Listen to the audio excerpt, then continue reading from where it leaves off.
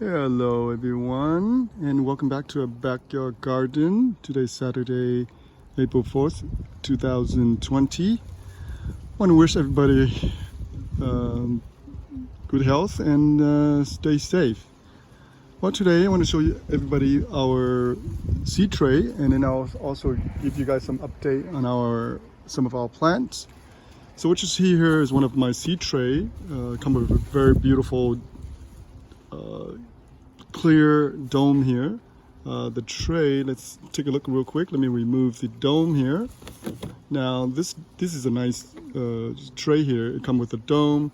It comes with two of the air holes here, airflow here adjustment. So at the beginning last week, when I see the tray, when I put the seed down, I close the vent here.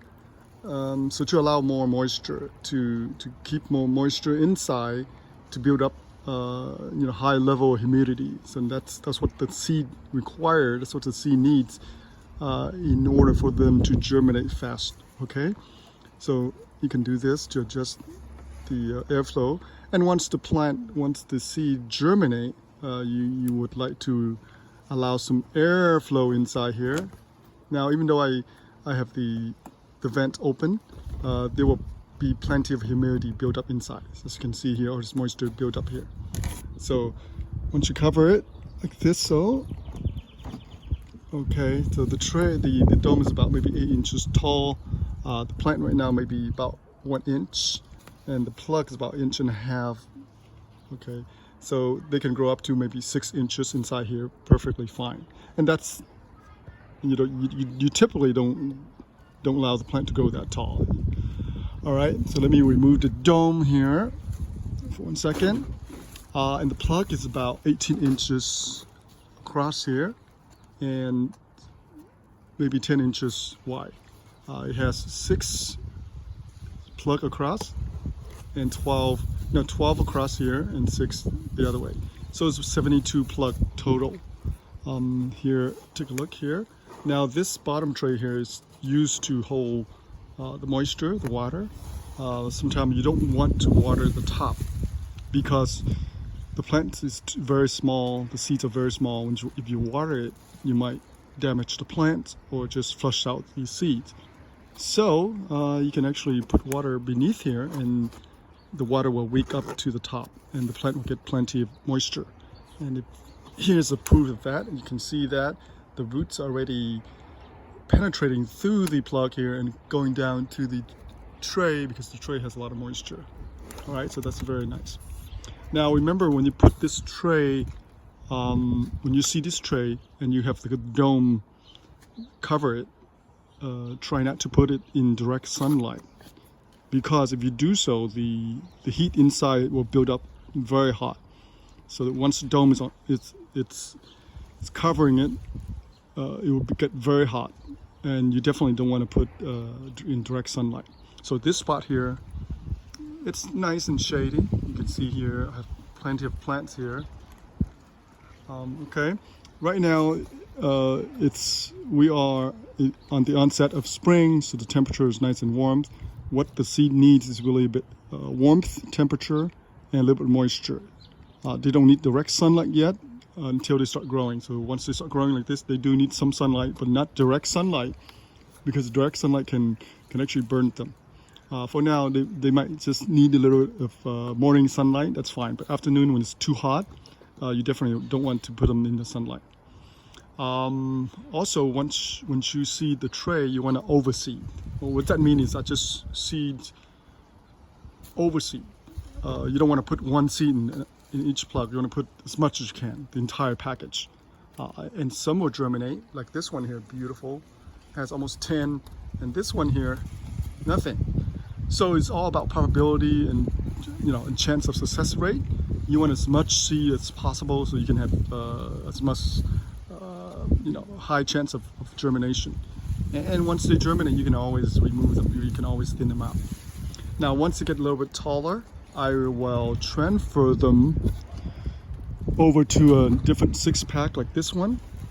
All right, so this is about 2 inches plug. So once they grow just a little bit taller, I will transfer them over to the 6 plug. And then from there on, I will transfer them to the ground or to a container for a permanent spot. All right, so let me put back the plug. Now, the dome here to protect them a little bit here, okay? All right. Now you can actually remove the dome if you like, but some of the plug, as you can see, has not yet germinated yet, so I want to leave it on just for another day or two. It's fine. I mean, here I have plenty of plants here, more than enough in my garden. So technically, I don't need all the plugs. I don't need all of them to germinate. This is more than enough. All right, so this is our tray. Oh, by the way, I forgot to tell you guys what plants are these seeds. All right, let me grab this real quick. All right, here we go. Here we go. Can you guys see that? So this is one of the green mustard variety. It's grow like a lettuce head, but the stem is very thick. And typically, I use this, I preserve this kind of vegetable. So it's real beautiful once you preserve it with the saline, the water with a little bit of salt in it. And it will turn the vegetable, you can make into preserved vegetable, and you can store them in the fridge for a long, long time. So this is very beautiful, and I love this. All right. Okay, so let me give you guys more updates in our backyard. What else are we going to talk about today? So let's turn around here. So here, I also started some seed last week. Oh, by the way, let me talk about this tree here. So these are our two variety of pear. This fellow here is one of the, is it Dayu? Is it Danyu or Dayu pear? Now this one actually start flower first, but somehow it's kind of like it paused. You can see here it's kind of stopped, and then now it start coming out. The little leaflets start coming out. But to the right here, this is the Comus. So that's Comus pear. This one looks like a little better. It produced a lot of flowers here, and it started growing green leaves so far. So this one seems to do a little bit better, right? Beneath here are some of my bitter melon. I trying to germinate this in the little container here, 4-inch container here. So this variety here is all the green. This here are the white bitter melon variety here, okay? And this here are the fuzzy melon. I'll show you what they are later on once they start growing. So I had some seed in here. And then we also transfer all the lemongrass from over there, from a very dry spot right there. We move them over here, and now they all start growing. It's beautiful. They don't need too much depth in terms of their root system. They need a little bit of, sideway, because they propagate, sideway. And once they start to create more, then I just, harvest them and then remove the roots and keep them in the refrigerator. That's all. Okay. All right. Let me show you some more plant. This side. So here, what I did is I removed a lot of our Pirelli. This is one of our herbs. Look at the leaves, just beautiful. The green on top and purple on the bottom, just beautiful. So I put them in a 1.5 gallon container, maybe 2 gallon, maybe, I don't know. And I have so many of them, I have to thin them out, and so I put them in a container. And also here, some of the strawberry, I put them in a container here. The strawberry came from here. So all this were strawberry. They produce fruit during the winter. Now this is spring, so the fruit should be nice and beautiful. But the soil here is very poor, so I don't get strawberry here. Even the strawberry, the fruit, reach maturity, the bugs will eat them. So, too bad. But that's the way it is. But over the winter, the strawberry propagate themselves. They produce a lot of runners, as you can see there. Now strawberry plants can be pretty expensive. You can buy them in the store, in the nursery, like $6 for 2 plants or something like that. They're very expensive. So this is one of the plants that you don't have to buy once you grow them once. Over the winter, in a decent climate, mild climate like California, they will produce themselves and you can have hundreds of strawberry plants. So that's what I did. So I transfer them over here and put them in a 1-gallon pot here. And see how they do. Okay, so here and right there, and then I also put them in a kind of little decorative planter here. This planter it's stackable here. You see here. Let me see. I'm going to show you quickly. Okay, like that. That's how you stack them up, like that. All right, and this is just a tray on the bottom to hold the water. So I just did that last week. So once they start adjust to the soil, then I will stack them up. And one nice thing about containers is that you can move them around in a nice sunny spot. So strawberry need a lot of sunlight in order for them to do well. So I just removed some of this. I just transplanted here. So the plant, you can see, is very tiny. The leaves is still tiny. Typically the leaf is 3 times as big. So now I just started. So hopefully they'll do well in this container. I think there's enough soil in here, maybe about 6 inches. All right, and then this container here is actually our own choy. Let me remove this quick. Excuse me. And you can see here the own choy actually, look at that, the root system is still alive and it regrows during the winter. Now spring, of course, they're starting to pop up. But I think I will remove all this and throw away the soil. And I will probably amend the soil and then regrow another different batch altogether this spring.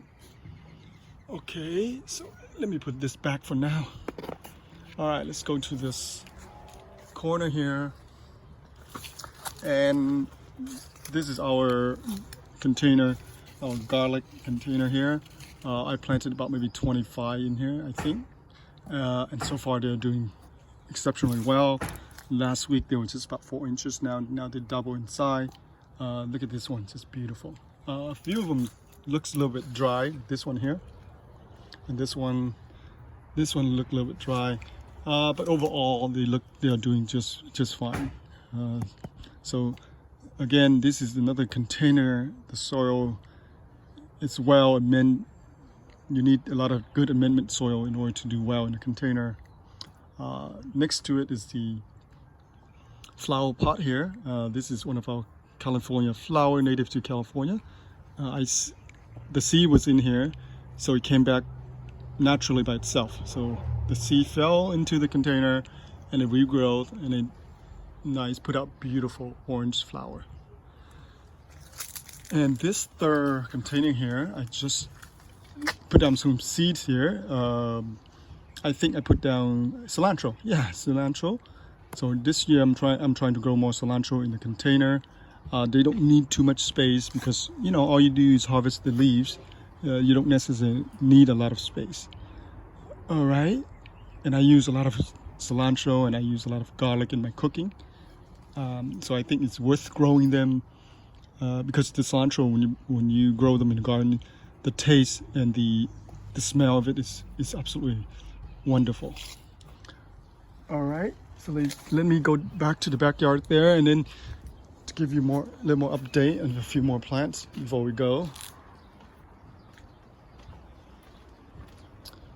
All right, so here are the San Diego tomato. We planted them a week ago, I think, a little bit more than a week ago. And as you can see, they are adjusting to the soil. They are starting to grow. You can tell. I mean, I can tell, of course. But if you look back at the last video, this plant definitely started growing, and it started producing side shoots now. So eventually, I will remove some of the side shoot and allow them to go straight up here, or maybe into this trellis here. All right, and then this one here, it's our cayenne chili pepper. This too is starting to respond to the soil. It started putting out a little bit of lateral side shoot, which is good. And it started growing about maybe 2-3 inches now. So it started growing now. And I have some garlic here. they are growing as well. This one, that one, and that one over there, you can see that. And one here. Okay, in the back here are the grape tomatoes. They are also growing. They are responding to the soil. Look at that. Now, initially, anytime you buy, plant from the store, when you put them into the ground, they have to adjust to the soil, because the soil in the container you bought is really different. Typically, they have a lot of fertilizer and growing, fertilizer, so they grow very fast in a little container. But that container, in terms of fertility, will run out very quickly. And once you put them into the ground, the roots has to migrate outside of that container in order for them to pick up nutrients. So if your soil is not good enough, or your soil is very bad, very poor, then the plant will kind of like stop, don't want to grow, and that's when you know you have trouble. But so far, as I can tell, the plant is responding to the soil, is adjusting to this new soil, and starting growing. So yeah, I can tell. So I think it grows about maybe 4 inches so far. Both of them about the same height. And when this, when it gets hotter a little bit, it will definitely gonna take off very soon. Okay. And same thing with this fellow here. This one here it's a volunteer tomato from last season.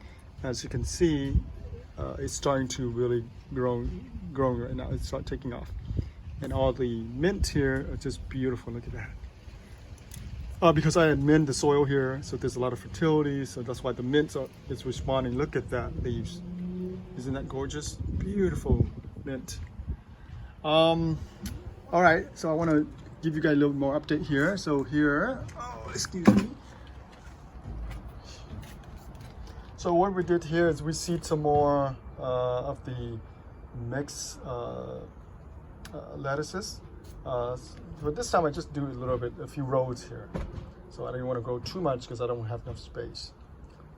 And these are our beets. These are just beautiful, and they grow so nice.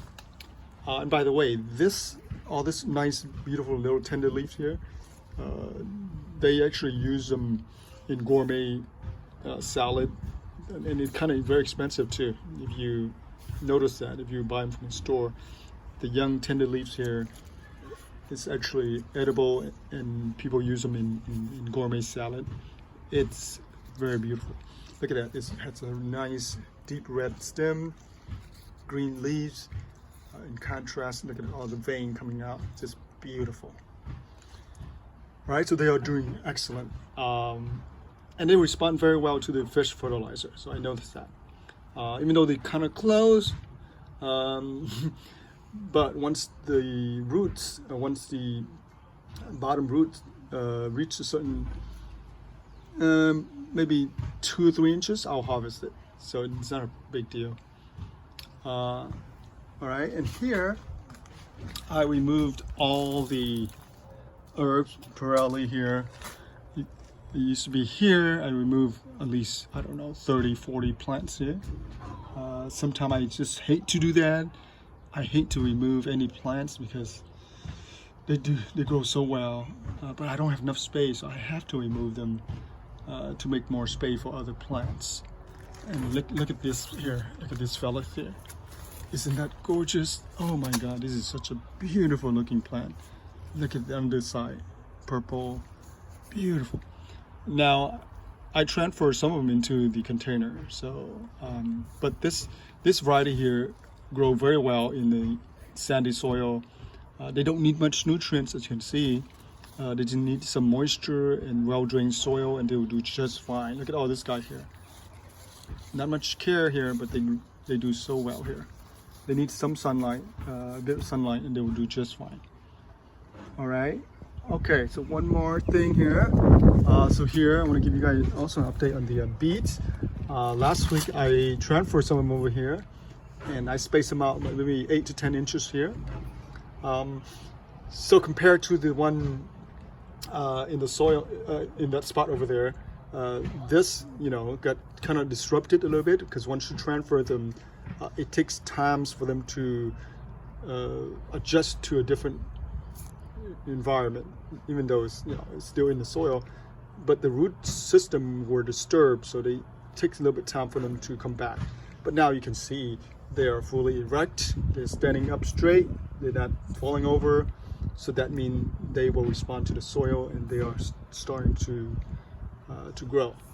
This fellow here is a little strange. You can see this one has a red stem, this one doesn't. So maybe a different variety, I'm not sure. All right, so that's a nice surprise. Sometimes you grow stuff in the garden, even though you think you're getting one variety, you might get something else totally different, which is fine with me because it's kind of fun to see different plants pop up in the garden unexpectedly.